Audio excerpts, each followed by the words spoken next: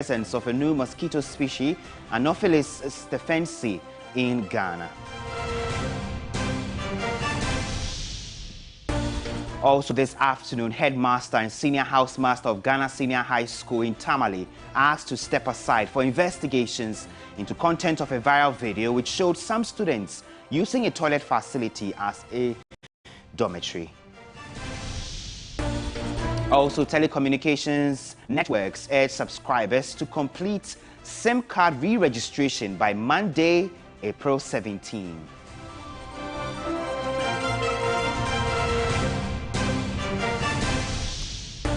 On the foreign front, a past struggle between Sudan's army and a notorious paramilitary force leaves more than 50 civilians dead and scores of military casualties.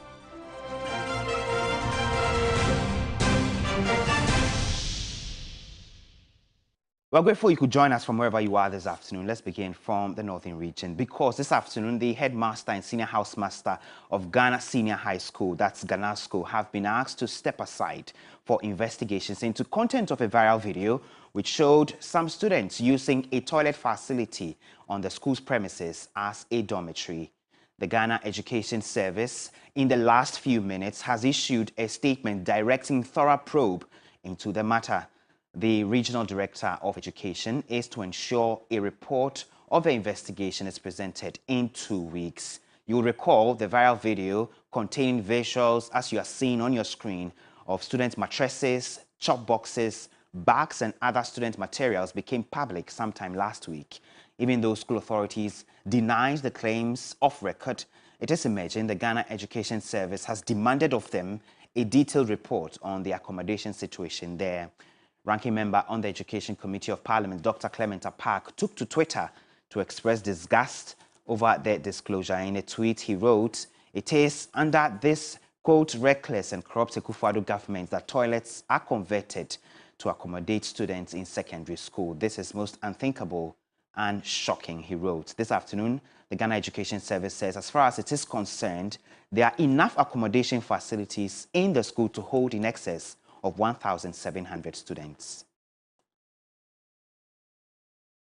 Joining us via phone is Dr. Clement Appak. He's a deputy ranking member on the Education Committee, also MP for Bilsa South. Thank you for joining us, Doc. So you said at the time this video became public that it is unthinkable and shocking. Now the Education Service has taken steps to interdict the headmaster as well as the senior housemaster. This must be welcoming to you. Well, let me say good afternoon to you. Good afternoon to viewers, and say I am greeting you from Sunyani, where we arrived yesterday, the Public Accounts Committee, after spending a week in Tamale, looking at the Auditor General's reports. I became aware of this new development probably just about an hour ago when somebody forwarded me the letter signed by Cassandra. I've gone through it. And whilst I think that the decision to conduct an investigation is in the right direction, I have some reservations with regards to the directive that the headmaster and the senior housemaster should step aside. I really cannot understand the reason for that. This is not an issue that should request or should require an interdiction. The matter is very clear and simple. The space indeed was not a space that was befitting to serve as an accommodation, yet students were residing in that space. As to whether or not the claim being made in the press release that the school had adequate space to even accommodate more students, and therefore suggesting that the decision by students on the blind side of management to convert the said facility into a living space ought to be blamed on the headmaster and the senior housemaster is one that is still out there. Because truly, I cannot fathom, and I think many Ghanaians who have seen the video and have become aware of the issue would be able to understand why students would choose a space like that if indeed there was no pressure on available space. So the investigation, yes, But the directive that they should step aside for the investigation to be conducted is what I find a bit contestable. But Doc, you know that it's almost a procedure, really, for individuals who are cited for wrongdoing to give way so they do not interfere in investigations of such nature. That could just be the reason why they've been asked to step aside, not so? Well, I had the opportunity to confront the headmaster when he appeared before the Public Accounts Committee on Friday, because his school, Ghana Secondary School, was cited in the pre-university audit report. And his rendition or narrative was that, yes, that is his school, the videos are authentic, but what happened on his blind side. That is what he said. Now, whether that is satisfactory or not is another matter. So I am not disputing the decision to conduct an investigation, but I think that the directive to say they should step aside is what I find a bit strong with regards to the issue at hand. If the investigation is conducted and indeed it turns out that it is as a result of the fault of the headmaster and the senior housemaster, and any action is being instituted against them, I wouldn't have a problem with that. But for now, I don't believe that we ought to place the blame entirely on the doorstep of the headmaster and the senior housemaster. That is the point I'm seeking to make. Okay, and finally, before I let you go, is this a subject the Committee on Education, for example, will be interested in beyond the investigations that the GES itself is carrying out? Yes, I think this is a matter that should certainly capture the attention of the committee that I am a deputy ranking member on. And I say so because since that video came out and went viral, I have received reports, although unofficial, indicating that the phenomena that we are witnessing in Ghana School, which has warranted this interaction, is not exclusive to Ghana School. I have received information to the effect that there are other schools where similar facilities that should be serving as toilet facilities and washrooms have been converted to dormitories, or students are living in those spaces as dormitories. So it tells me that the issue is bigger and it is not just confined to Ghana School. And for that reason, the Committee on Education ought to be interested in what is going on as far as our secondary schools are concerned. All right. Thank you very much, Dr. Clement Apaak, the Deputy Ranking Member on the Education Committee of Parliament, also Member of Parliament for Busa South. Away from that, let's do another headline story this afternoon. The Ghana Health Service has confirmed the presence of a new mosquito species, Anopheles stephensi, in Ghana. Samples of a vector were taken from Tuba and Dansoman in the Greater Accra region sometime in March. The service has therefore set up a task force to advise and coordinate activities such as vector surveillance, community engagement and sensitization, and collaboration with officials of the World Health Organization to update the vector map. The Ghana Health Service is therefore entreating the general public to ensure removal of water collection points in and around their homes and communities to minimize the breeding sites for this new mosquito species and also cover all water containers to avoid breeding.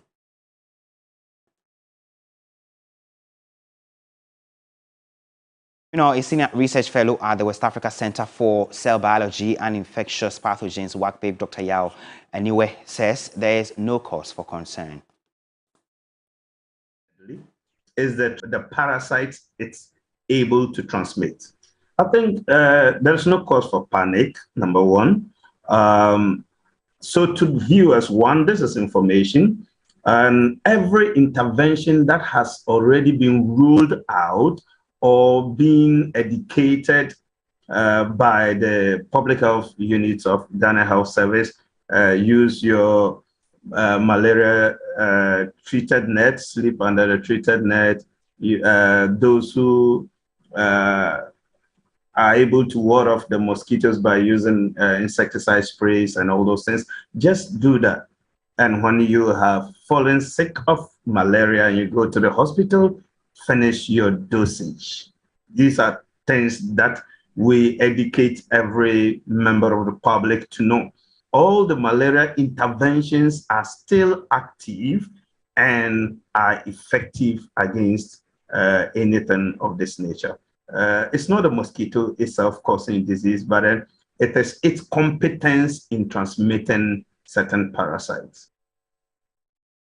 Away from health, the National Communications Authority has ordered all telecom operators and internet service providers to deactivate a wide range of SIM cards from the network by Monday, April 17, 2023. According to the NCA, the telecom companies should undertake their deactivation and ensure that it reflects in the central SIM registration database, after which a report should be sent to the regulator latest by Tuesday, April 18.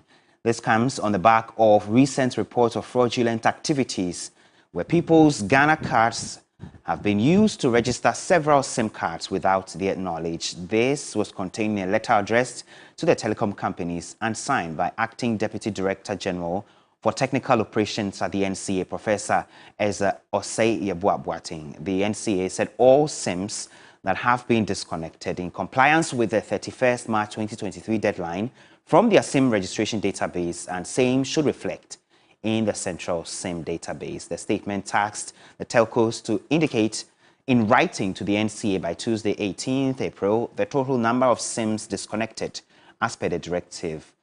The telcos have also been asking to deactivate and remove all SIMs registered after the limit of 10 from the SIM re-registration database, and same should reflect in the central SIM register by Monday, 17th April. You know, the major telecommunication networks are encouraging all subscribers this afternoon who have acquired their Ghana cards to complete their SIM card re-registration by Monday, April 17. Those who have registered more than 10 SIMs have also been directed to visit their nearest mobile network operators to urgently verify their SIMs on record. It follows a directive from the National Communications Authority to telecommunications networks to remove subscribers who are yet to register after the March 31 final deadline by Monday, April 17.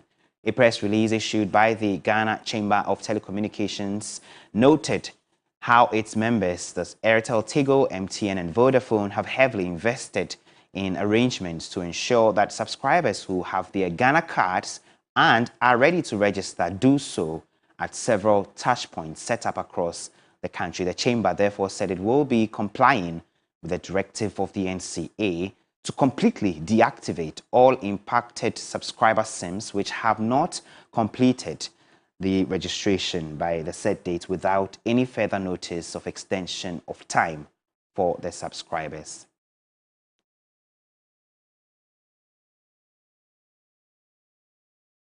Away from SIM re-registration related matters, more cocoa farmers have been registered in the Western region to benefit from the Cocoa Pension Scheme.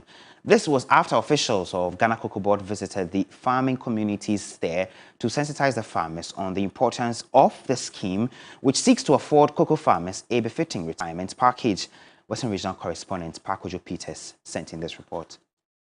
Communities visited include Wasamanso in the Impoho district, where officials from Cocoa Board took turns to educate the farmers on the benefits of the scheme and also to help new members to be registered onto the scheme during a farmers' derby. The chief cocoa farmer for Wasamanso, Philip Kofi, who was elated about the scheme, also appealed to cocoa farmers who are replacing their cocoa with rubber to desist. My advice to them is that they should stop this cutting down cocoa trees and plant rubber, because Ghana, the backbone of Ghana economy is cocoa, not rubber. At Andoma Obidi, another farming community in the Ahanta West district, one of the farmers appealed for a special health fund for cocoa farmers to cover ailments exempted from the National Health Insurance. So one here to health insurance do cocoa farmer okita pension say or yana so ya. I would like to appeal to government to place cocoa farmers on a special health fund that can cater for ailments not captured in the National Health Insurance. Per the scheme, a registered farmer makes a mandatory contribution of 5% of his or her produce, while Cocoa Board pays a minimum top-up contribution of 1% of the farmer's produce on behalf of the farmer.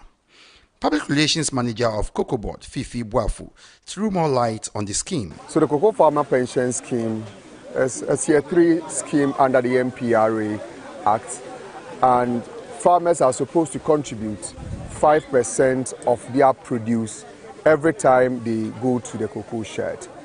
This 5% contribution, Cocoa Board will also contribute 1%, and the trustees will manage the funds on behalf of the cocoa farmers. Farmers are supposed to contribute to age 55, but mindful of the fact that already there are farmers who are beyond age 55. So the arrangement is such that those who are beyond 50 are supposed to contribute a minimum of 5 years, and they can benefit from the scheme. To some more stories this afternoon, a future NDC government will set up a governance advisory council to oversee and score government's performance in the areas of human rights protection, corruption, freedom of speech, and upholding civil liberties. That's according to the 2024 flag bearer hopeful John Mahama, who has been responding to the content of a 2022 U.S. Department of State report which found gross rights violations, arbitrary arrest, and torture remain high in Ghana. John Mahama spoke to some party faithful during his tour of Bong Katamanso here in the Greater Accra region. Human rights report has come out, and it makes very bad reading. Human rights abuses, corruption, torture, so many things, discrimination, and that is why I said when we come into office, we will pursue the constitutional review so that we tighten the constitution to ensure that it guarantees our freedoms and rights and make things better. We will set up a governance advisory council, and that governance advisory council would include civil society organizations, religious leaders, chiefs, and ordinary grassroots people. And every year, that council will release a report on the state of human rights, corruption, and everything in Ghana. It will release a report on our governance, and that report will be a guide for government to see whether it's on the right track with regards to issues of governance, with regards to corruption, with regards to media freedom, with regards to human rights and freedoms, with regards to torture, crime, and so on and so forth. And so I believe that a governance advisory council that holds a big meeting once every year, releases a report, will be a very good guide for government to know how we are scoring in terms of our... Now, it's a move that the World Health Organization hopes safeguards countries like Ghana against losing their best healthcare personnel. But it seems the red list and the latest decision by the United Kingdom to limit the targeted recruitment will have the opposite effects. The current economic situation in the country makes health workers want to see greener pastures by all means possible. In this 3 News Explainer, Judith Awotri-Tando explores the subject of health workers' exodus, brain drain, and the latest decision by the UK government. How does authorities, both locally and globally, may try to mitigate brain drain of health professionals through policy, the more pushbacks they get. A 2016 World Bank report shows the chief push factor for the exodus of health professionals from African countries to seek greener pastures elsewhere is poor conditions of service. Evidently, health professionals in Ghana never miss a moment to remind the government how they're losing their best talent year in, year out due to deteriorating conditions of service. It's worrying because these are nurses who have worked.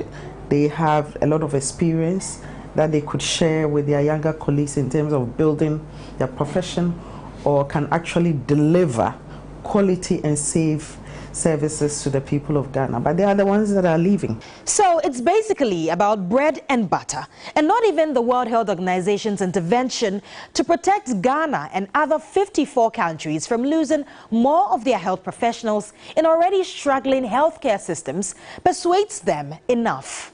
In its global code of practice on the international recruitment of health personnel, WHO called on leading destination countries, including UK, to exercise restraint in active international recruitment. But this doesn't mean much for the Ghanaian health professionals who are determined to seek better conditions of service elsewhere. Our people are suffering, and any least opportunity they get, they will leave the country. And UK, there are several destinations that the people are going. UK is one of them. The US, Canada, Australia, even recently, Austria and Germany. The countries that speak German are recruiting nurses from Ghana. What UK has just brought will not solve any problem. I've told you that it will not solve it. And to me, it's just an attempt to run away from obligation. The United Kingdom, which is one of 5 most popular destinations for these health professionals, has Ghana on its red list for active recruitment. However, this seems to be the least of the worries of the Ghana Medical Association, whose members, despite their inadequacy in the country, exit every now and then. For them, this does not in any way stop their willing minds. We need to put these things into perspective. The red list only serves to reduce mass recruitment by agencies. However, individuals can still apply to the various facilities within the country and still go. So it really doesn't change much. It's just that it makes the process a little bit cumbersome and difficult, but still people are able to apply. Beyond these government-to-government arrangements, to have health professionals work in the UK is also exempt. In essence, this red list merely prohibits active international recruitment, which is defined in the UK Code of Practice to mean, quote, the process by which UK health and social care employers, including local authorities, contracting bodies, recruitment organizations, agencies, collaborations, and subcontractors target individuals to market UK employment opportunities with the intention of recruiting to a role in the UK health or social care sector, unquote. It's really no news that Ghana is on the UK's red list. Ghana has been on it since 2020, but Ghana Registered Nurses and Midwives Association has times without number lamented how the country risks losing all its best talents in the sector. It does not appear the trend will end as more and more are ready and willing to leave. Basically, everyone would like to travel outside of this country for their family, for themselves, at least to get money. I am struggling as a health worker in Ghana because, let's take for instance, the tax that we are that's being deducted from our salaries every month could make up for someone's salary in a month, and for that alone, you would ask yourself, what are you working for? Available data shows Ghana and Nigeria are amongst countries with the highest number of health professionals in the UK as of 2022, yet they are the 2 of 37 African countries on the UK red list. Not long ago, viral pictures of nurses thronged the British Council in Accra in their numbers reportedly to write qualification exams to work abroad. This only speaks to how pervasive the issue has become. All this while, Ghana has been on the red list. Hospital administrators, understanding the complexities of the issues, look on helpless. This has had a very serious impact on the hospital because, number one, it is the most experienced people who are leaving. The sad thing is that for psychiatry, we don't have them so much in the country. It is actually struggling, I must admit, because besides the conditions of service I'm talking about, logistics to work with is a problem. As I speak, almost all the suppliers have run away from the hospital. They don't want to do business with us because we owe them. The realities are more complex than they are complicated.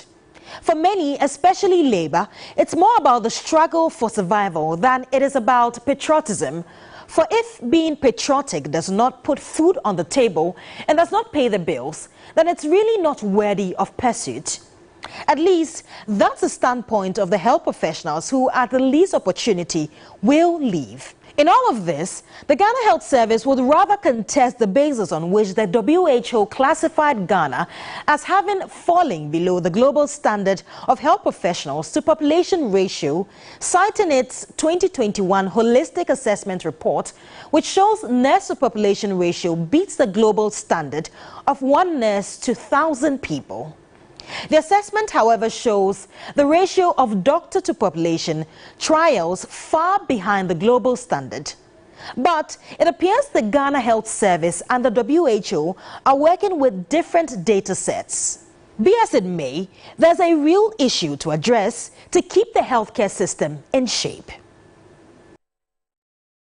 Now, the Pensioner Bondholders Forum has, in a statement signed by its convener, Dr. Eduana Nientri, expressed disappointment over government's inconsistency regarding assurances to pay all pensioners their outstanding coupons and principals of bond investments. In the latest release dated April 14, the Finance Ministry had indicated that the meeting held with the leadership of a coalition of individual bondholders groups and the Pensioners Bondholders Forum indicated that the Joint Technical Committee constituted on January 18 reconvenes and agrees on a pathway towards the settlement of the outstanding debt obligations by April 28. But the Pensioners Bondholders Forum has denied that no such decision has been reached. Let's get on to Zoom now. Let's speak to Dr. Edouard Anientwi Esquire. He is the convener of the Pensioner Bondholders Forum who signed that statement. He's joining us. Thank you for joining us, Jock. Were you, as a convener of this forum, present at this meeting with the Deputy Minister? Yes, I attended the meeting by Zoom. Right. So what were the basic fallouts from this meeting? Well, I think the ministry's position coming to this meeting was to put a proposal on the table for this committee, which was established some time ago, the Joint Technical Committee, to reconvene and then discuss the way, or they call it pathway, of ensuring that these payments are made. Initially, the idea was for us to give this technical committee 4 weeks to look at how government is going to make the payments. But that was a proposal which we didn't accept. And we from the pensioner bondholders said that we have given government already up to 21st to pay all outstanding coupons and principals. Else we will be embarking on the picketing again. And so I suggested that perhaps if government is still having problems making these payments, I said they could borrow from the treasury bill market and used to pay. After all, if you owe 2 million and you borrow 1 million to retire 1 million, your debt is still 2 million. So why would you wait for this debt to be there when you have an opportunity to borrow from the treasury bill market to pay off these coupons? They say, well, we'll look at that and see if it's something that can be done. So we said we are going to, I personally said I will be able to convince the pensioners to allow another 1 week window of extension. And so I'll get back to the forum and tell them that I've suggested that we give government 1 more week from the 24th, 23rd, 21st, now to be 28. And even stated that I have to get a confirmation from the forum. So after the meeting, I was going to talk to the forum and get them to accept what I have proposed and get back to the ministry, get back to them so that they know now that the 1 week extension has been confirmed. And I expected them, I requested that when they get a confirmation, they should write back to us, referring to our letter of 30th, which said they should pay us by 21st. They should refer to that letter and say that after further engagements, the government has now agreed to pay all these outstandings by 28. That is what I said, and the deputy minister agreed that they would do that. So after the meeting, I consulted with the forum, and immediately around 4:25, I sent text messages to 2 of the officers who handled the meeting and said they should convey the acceptance of that one extra week by the forum to the minister, to the deputy minister, since the deputy minister was the person who was who handled the meeting. And then before I realized, a news release press release has been released stating otherwise. And that is why we said in the press release that that is not a correct representation of what happened. We never accepted any committee to go and start working and come out with how things are going to be paid. Okay. We have insisted that we get paid by 28th of this month, or we will resume our picketing. Would you say the members of the forum are disappointed in the back and forth between the forum on one hand and government over the payments of these coupons and principals? Very much, and I said it at yesterday's meeting, that is 2 days meeting ago, that you see somebody's coupon should have been paid to him, maybe the first one that's come is 3rd March or 6th March. And if 6th March, from 6th March up to now, that coupon has not been paid. And this is the only source of income that this person is using to buy his or her medication and pay other expenses. Then you are putting pains and hardship on such an elderly person who cannot go out to say, if this money is not coming, let me go and do some work to back up. There is no way that person can do that. Okay. So if you subject some people like that to this, you are almost killing them. And I said, it's not right. We shouldn't treat people like that. And now, even up to the 21st, it means people's money that we're supposed to give them on the 3rd of March will be there for the whole March. They haven't received it, and up to the end of April, which it will be getting to about close to 2 months, So that is not fair, and government shouldn't be treating us like that. So nobody is happy. Nobody is happy, especially because who coupons are now due. Okay. They are in pain. And so we expect government to act swiftly and pay these outstandings. All right. Thank you very much. Dr. Edu Anani Entry, Esquire. He is the convener of the Pensioner Bondholders Forum. They're speaking to us. This is a subject we'll be keeping our eyes on. And by the 28th of April, we'll be expecting some feedback as to whether these coupons and principals have been honored and paid. Otherwise, as they say, they will resume their picketing. This is still Midday Live on TV3. We have more stories after this break. Don't go away.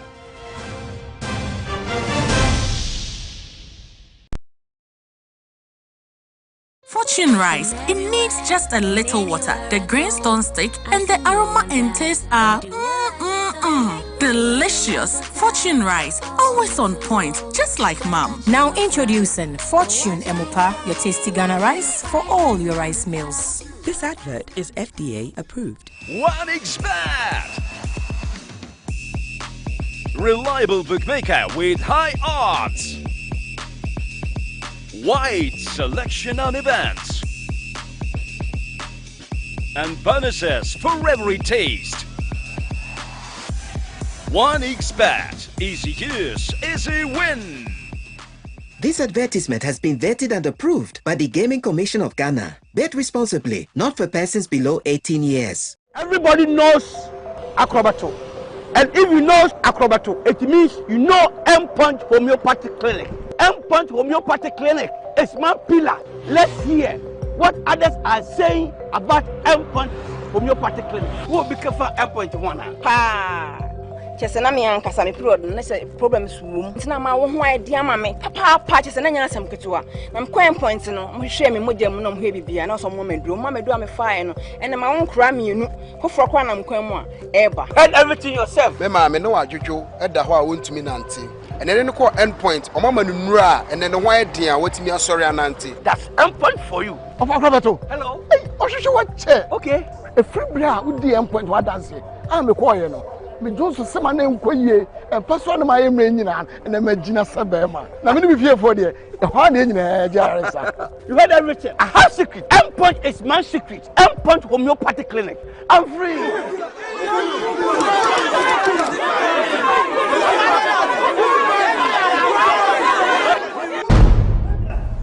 Abrantie mi hu fum so bia won ho. I see ku. Sa abrantie we o ka kire nkrofo ni se me mo bia anto home of line e wo so bia keke. Na o sa kwa so ajenkwa ohine sesai kan ni important ni na o di nchesha dada manfo ase o madu poto.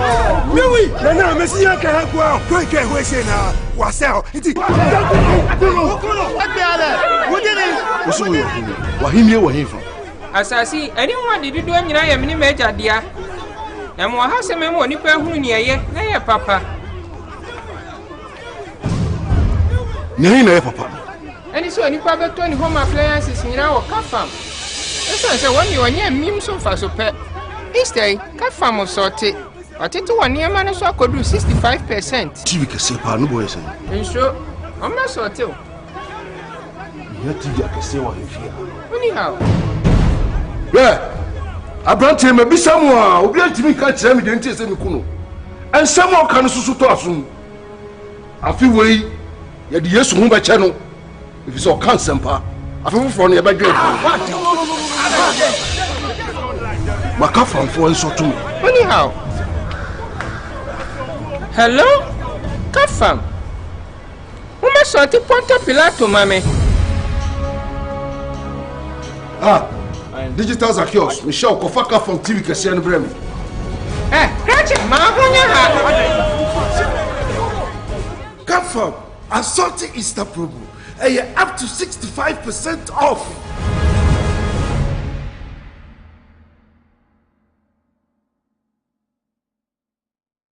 Who wins season 14 of Talented Kids? Is it NFC Dance Camp, Abigail, Rahman, Eloquence, Darkness Models, or Emily? It's the final showdown with the 6 finalists of Talented Kids live from the Accra International Conference Center this Sunday, April 16 at 3 p.m.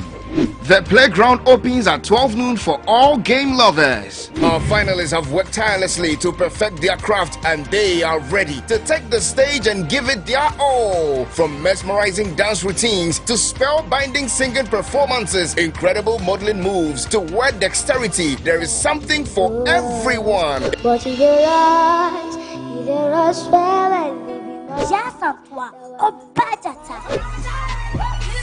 How many minutes are laughing under the capacious belly of the enemy? It's going to be a night of celebration of young talents and an opportunity to witness the stars of tomorrow shine bright today. Performing artists are Dope Nation, Photocopy, and many more. Tickets are selling at a cool 30 Ghana cedis at the front desk of TV3. To vote for your favorite contestant, dial *713*13# or download the TV3 Reality app to vote. Talented Kids, free to play. Powered by Indomie. Sponsored by Pepsodent Cavity Fighter, Cowbell, Heaven Black Mosquito Coil and Insecticide Spray, Enapa Mackerel, Kiki Juice Drink, Flora Tissues, Top Choco, Coco Plus, Deluxe Acrylic Paint.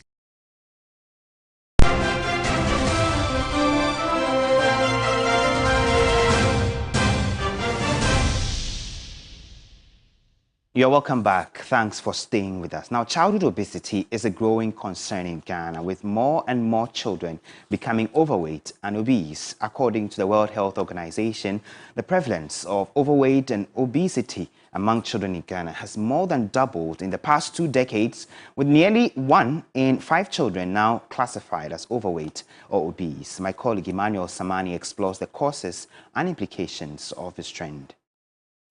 Now, childhood obesity has been labeled as an epidemic, and unfortunately, it leads to serious health problems.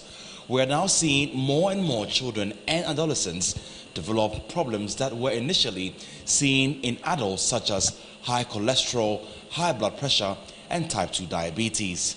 But why are more and more children becoming obese? Here is Professor Fred Binka, who's an epidemiologist. We are in a speedboat now, getting into the non-communicable diseases. And the lifestyle diseases are things we choose ourselves. They are not diseases we pass on from one person to the next. You lay the foundations from when you are a child that were done previously could show that this thing has gone up from about 6% over the last 10 years and is now around 20%. And there's a projection that it will, by 2030 or something, to go almost up to 25%. 1 in every 4 members of the public will be obese. According to Professor Binka, the problem is particularly acute in urban areas. Obesity in children is a two-edged sword. Lots of parents are happy to see their children to be obese. You know, for them, they feel that the child is being looked after very well. And also, the real problem about that is that there is the growth spurt. Most of them who have had children have seen that the child is obese, and then sometime in his development, he has the growth spurt and he increases in height. So they think if you prepare the child well and it's obese, when he gets there, he will grow taller and better. That's not true. This, combined with a lack of physical activity and sedentary lifestyles, has led to an increase in energy imbalance, where children are consuming more calories than they are burning. Childhood obesity is on the rise and is very prevalent. Currently, between the ages of 5 and 19, we have over 60 million children who are obese. And below the age of 5 years, we have over 41 million who are also obese. Dr. Anna Fukwabeidu is a pediatrician at the Korle Bu Teaching Hospital in Accra. According to her, childhood obesity can have serious implications for a child's physical and mental health. Earlier incidents of having diabetes mellitus, which is like having problems with your sugar management. So we have obese children coming in who are insulin resistant. We do have children who have hypertension, which is sad because hypertension is chronic and is lifelong. So if you're going to develop it when you're a child, that's a problem. We have so many other problems like dyslipidemia. That's when they have issues with their cholesterol. Can cause a lot of joint pains because when you take your knees, for example, they actually carry the weight of the body. So if you are big, there's a lot of pressure on the knees. So they end up having some kind of bone pain, joint pain. Some even have certain deformities of the lower limbs just because of the sheer weight that they are carrying. So what can be done to address this growing crisis? Dr. Fukwabeidu says a multi-pronged approach is needed. It's 80% diet, 20% exercise. One of the culprits that we have found in obesity is screen time, increasing screen time. Because now kids are on their phones, they are on their tablets, they are playing games, and they are just seated at one place, what we call the sedentary lifestyle. So they need to exercise, so you can ride a bicycle, you can swim, just dance, play around. These are all ways that kids can be active. Childhood obesity is a growing health crisis in Ghana with serious health implications for the physical and mental well-being of our children. While the causes of these issues are complex, it is clear that action is needed to address this trend and promote healthier lifestyles for our youth. By working together and implementing evidence-based solutions, we can help our children grow up healthy and thrive in the years to come. Emmanuel Samani, TV3 News, Korle Bu, Accra.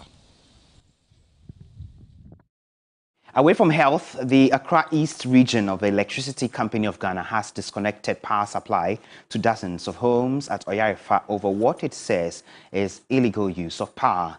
The team also retrieved over 40 fake or illegal prepaid meters from homeowners. We know the Electricity Company of Ghana has been embarking on a 20-day exercise to recover debts and also disconnect individuals who are using power illegally. The ongoing exercise is part of the Electricity Company of Ghana ECG's revenue mobilization drive. Technicians from Accra East Region and Dodowa districts teamed up to undertake the disconnection exercise. The team retrieved fake ECG prepaid meters illegally installed. Other homeowners had also reconnected their meters after they were disconnected prior to the exercise.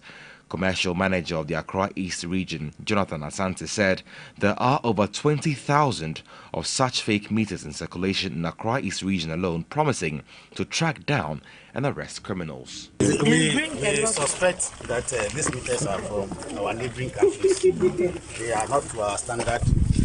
Ghana, it has not gone through Ghana Standard Board. It has not been tested in any laboratory that we know of. And because they know we have meters that is from the Ministry of Energy under the self-help electrification project. So they try to mimic that meter. So they have put on it property of Ministry of Power. Here we don't even say Ministry of Power, Ministry of Energy. And then because the meters are from different sources, you could see that this is their label. And they placed this on it because we have a local supplier who is Ghana Electrometer. So they try to let this one look like it's a Ghana Electrometer. Whereas when you peel the surface, you realize that this meter is from wherever it was coming from. We've intercepted some of these meters. But Ghanaians as we are, we always want to cover our sources. So we will deal with them as and when we get them. Some of them are standing prosecution, but it seems the sources are so much that you intercept some. Central region, Ashanti region have intercepted some, Volta region have intercepted some, and it keeps on coming. Now, founder and general overseer of the Maranatha Power Ministries International, Bishop Noble Francis Aforte Odai, has urged social institutions, including the church, to support and improve the education system of Ghana. He underscored the need for the church to play key roles in maintaining access, quality, equitable education in the country. Kojoman is a farming community in the Gas South Municipal Assembly of the Greater Accra region. Yet the road that links other surrounding communities is in a poor state. Access to education remains a challenge as school children are compelled to study under a wooden structure. Founder and General Overseer of Maranatha Power Ministries International, Bishop Aforte Odai, during a handover ceremony for the 6-unit classroom block with ancillaries, challenged the church to continue helping. I saw a need of bringing school because in the mornings when you come here, in those days, you can see a lot of children loitering around. And so I have the burden to make sure the children will have a future through education, not only through the church. There are churches with much, much bigger account. And I pray that their senior pastors will walk through the villages and they will see a need. And when they see the need, they can come alongside government, and together we can develop our nation better. Headmaster of the school, Abraham Kojo Lincoln, decried poor means of transport for the school children to access the facility. How they can get the means of transport to reach the school become a problem. And yet some of the people, they use this Okada motor to convey the children to the school. At times, the Okada rather to fail the children. And at times when they count down money that they are paying, and they take higher fees from the parents, which they can't afford it. That makes that some of the children become dropouts in far communities. You're still watching Midday Live from the News Hub here at Adisawe Kanda in Accra. After this break, Kelvin Owusu-Ansah will join us with the latest in the world of sports.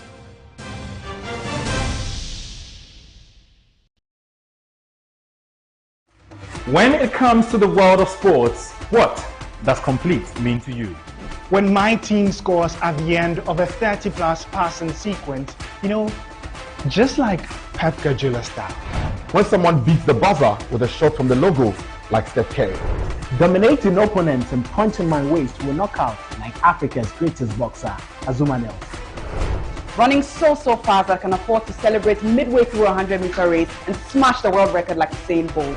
Hold up. What makes all of these sports complete is the screen. This is where you get access to all the extensive highlights, analysis, and insights. So do join us every Sunday at 6 p.m. live on 2FM 92.7 as we serve you the best sports buffet and most satisfying in the sports world. The 3 sports team will come together to review, preview, and analyze the latest in the sports world here on Sports Ultras.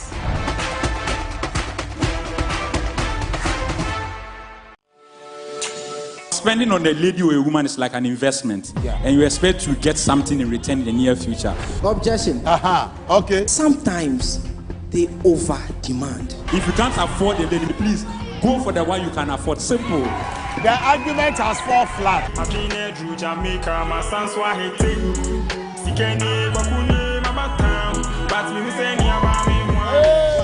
When people say accidentally they have an affair, I don't get it. What? You were walking and you fell in. The way she's dancing, I love it. She did make me sweat. Samuel, are you nervous? Oh no, how are you? Nice. Date Rush shows every Sunday at 8 p.m. on TV3. Don't miss it. Date Rush is sponsored by Rush Energy Drink, Airtel Tigo, Sense Body Spray, Duffy's Health and Beauty, Pepsodent Herbal, Geisha, Obuasi Bitters. Remy Spices. Give us herbal mixture. Carnival Strawberry. Forever Clear. Acne Control Range and Multi-Fruit Set. Deluxe Acrylic Paint. Star. Dano Milk. Yosin Duray. Who wins season 14 of Talented Kids? Is it MFC Dance Camp, Abigail, Rahman, Eloquence, Darkness Models, or Emily? It's the final showdown with the 6 finalists of Talented Kids live from the Accra International Conference Center this Sunday, April 16 at 3 p.m. The playground opens at 12 noon for all game lovers. Our finalists have worked tirelessly to perfect their craft and they are ready to take the stage and give it their all. From mesmerizing dance routines to spellbinding singing performances, incredible modeling moves to word dexterity, there is something for everyone. But you did rush well and just a toi, a bajata. How many minutes are laughing under the capacious belly of the enemy? It's going to be a night of celebration of young talents and an opportunity to witness the stars of tomorrow shine bright today. Performing artists are Dope Nation, Photocopy, and many more. Tickets are selling at a cool 30 Ghana cedis at the front desk of TV3. To vote for your favorite contestants, dial *713*13# or download the TV3 Reality app to vote. Talented Kids, free to play. Powered by Indomie. Sponsored by Pepsodent Cavity Fighter, Cowbell, Heaven Black Mosquito Coil and Insecticide Spray, Enapa Mackerel, Kiki Juice Drink, Flora Tissues, Top Choco, Coco Plus, Deluxe Acrylic Paint.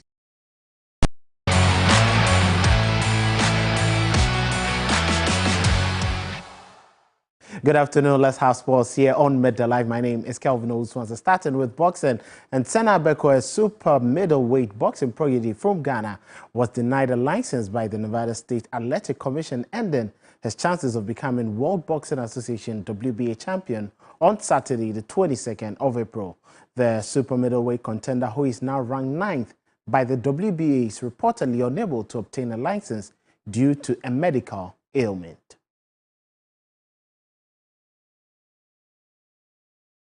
Well, another blow to boxing by moving to the Premier League. Tottenham Hotspur failed to boost their chances of a top 4 finish after a 3-2 home defeat to AFC Bournemouth. Elsewhere, Manchester City managed to win as Chelsea continued their woes under new manager Frank Lampard. To the end of the season, and then there's a lot to do, isn't there? Players in, players out. One of the big January signings.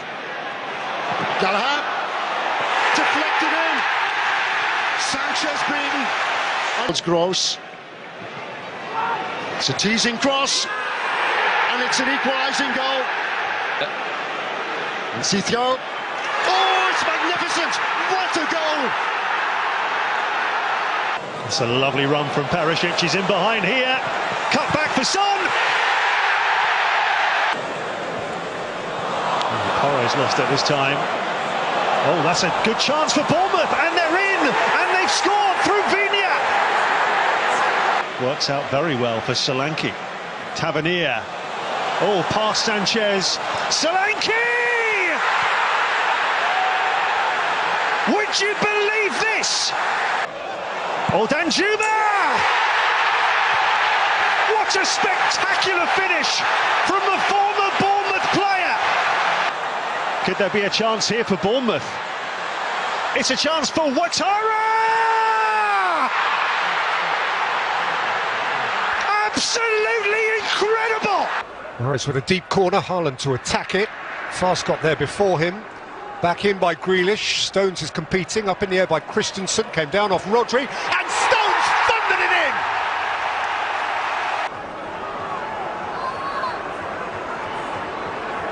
Erling Haaland, bang, 2-0!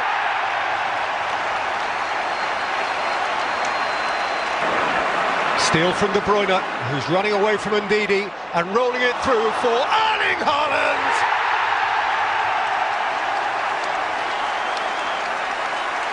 Well, Harry Souttar is a natural target here. Mind Fast and Soyuncu are plenty tall enough too. Souttar's up, and it's in by Iheanacho.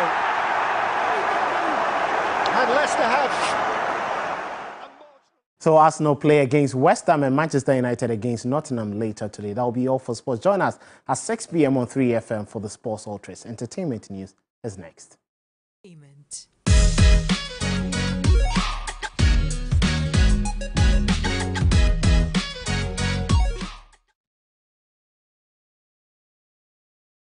In entertainment this afternoon, the 24th VGMA Experience concert recorded a massive turnout as residents of Ho defied an earlier downpour to step out in their numbers for the concert, which went down Saturday night at the Ho Sports Stadium. Headliners including Stonebwoy, Medical, Camido and PSC Esther treated fans to thrilling performances of back-to-back hit tunes.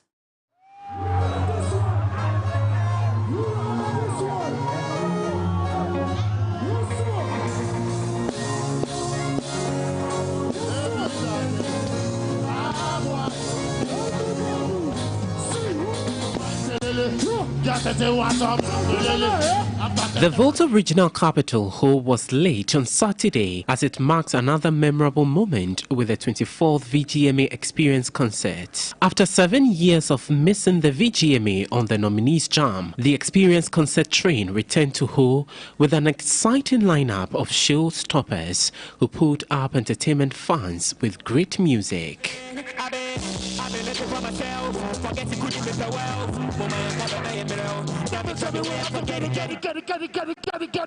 Headliners including Stonebwoy, Medical, Camido, Celestine Donko and PSC Esther were phenomenal as they treated fans to thrilling performances of back-to-back hits. The Who has the final semi-dotolo.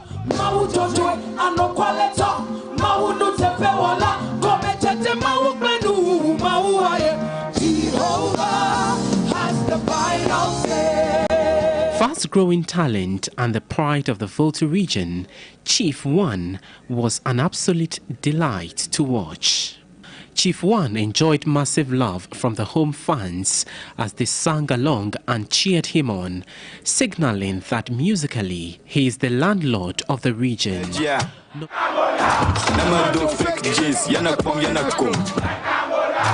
they use iPhone or they use Android?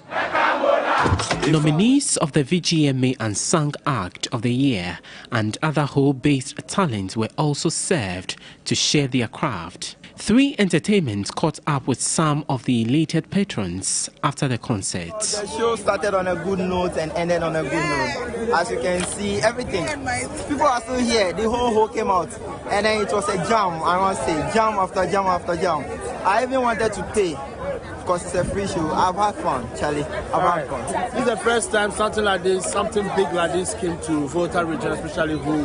And I thought the patronage was too good. People loved it. And then, yeah, it was good. That's it. It was good. All right, and so you want to be seeing more of these things? Yeah, of course. We wish to see more of it. We wish to see more. All right, who excited you tonight? Yeah, all the performances were good. Especially Stonebwoy, I'm a big fan as well. And when he came to the stage here, I felt it, that was it. He has done well and we are very grateful. We pray that he goes higher and VGM also goes higher. All right. A report put together by Owusu Wara and the rest of the 3 Entertainment team. Onto the international front now. A power struggle between Sudan's army and a notorious paramilitary force has rocked the country with more than 50 civilians reported dead. Residents dodged gunfire in the capital Khartoum as rival forces battled over the presidential palace, state TV and army headquarters. That'll be all for our package this afternoon. If you log on to 3news.com, you find a lot more stories there, plus updates on those we brought you here this afternoon. I am Komla Adon. From myself, the rest of the team, we say thank you for watching and keep with us here on TV3. Good afternoon.